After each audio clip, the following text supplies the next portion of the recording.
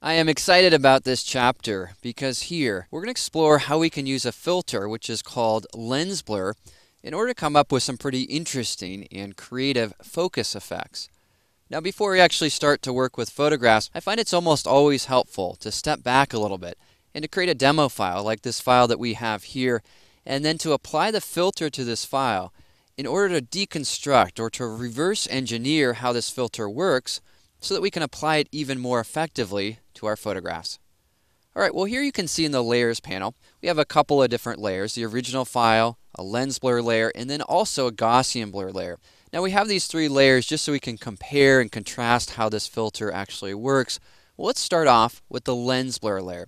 We'll go ahead and turn on the visibility there and then click in this layer. Next, what I'm going to do is make my way over to the channels panel. And here, typically what you want to do is create a new alpha channel. Well, we can see this alpha channel if we go ahead and target this down here, and all that this is a gradient. Now if you want to create one of these from scratch, all that you need to do is simply click on the new icon, grab your gradient tool by pressing the G key, and then go ahead and click and drag. As you click and drag, the further you drag away from your starting point, the more of a transition area. Now why are we doing this? Well, this alpha channel will act to create focus for us. What's white will be in focus, and then slowly it will become more and more and more out of focus. And in this way, we can create some pretty interesting focus effects. Alright, well now that we have this alpha channel, one of the things that I like to do is to turn on the channel and then also turn on my other layers so I can see how this actually interacts with the photograph, or in this case, with the demo file. Here we can see it's a light red and then it becomes brighter and brighter and brighter. Again, more and more out of focus. This helps us make sure we're doing this gradient in the right area. Alright, well that looks good. Let's turn off the visibility and go back to the RGB channel. So keep in mind, first step, really easy. Create a new alpha channel, add a gradient, or paint with a paintbrush, or do something in order to paint with black and white to create an area which will be in focus and another area which will be out of focus.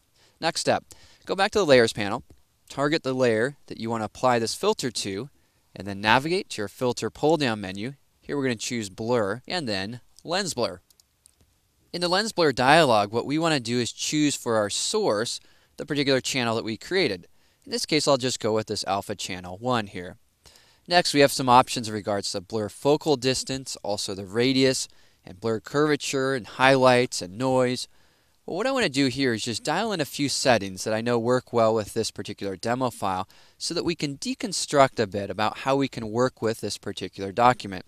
So again, I'm just watching the document as I'm making these changes and just trying to dial something in that will reveal how this filter is working so that we can begin to deconstruct these controls. Alright, well now here at these settings, what we're seeing is that this blur is already really interesting. It starts off here and then it goes down all the way to here.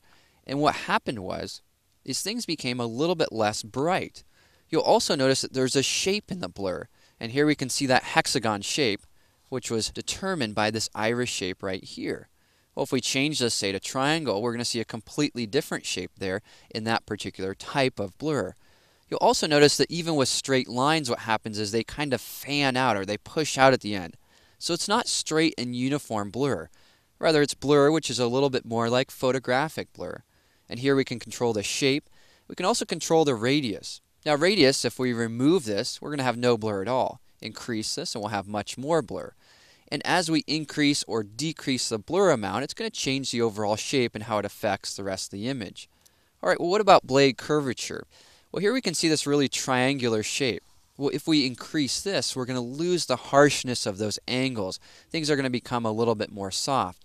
And so this controls that. You can see how now this is much more of a soft triangle. Then, if we reduce that, it's going to be much more of a harsh edge. Alright, well what about rotation? Well, rotation simply is as it sounds. It rotates that shape. Watch the little triangle down here at the bottom and see how that's rotating.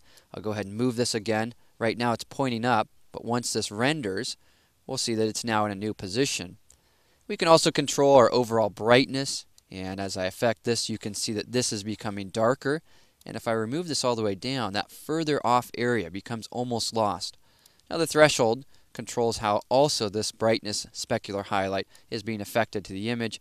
And you can see how it's rendered in at different amounts. Alright, well what about noise? Well, noise allows us to add a bit of grain to this out of focus area.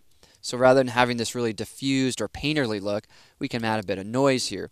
Now, as we increase this noise, you can really see what's happening. Less noise and then more noise.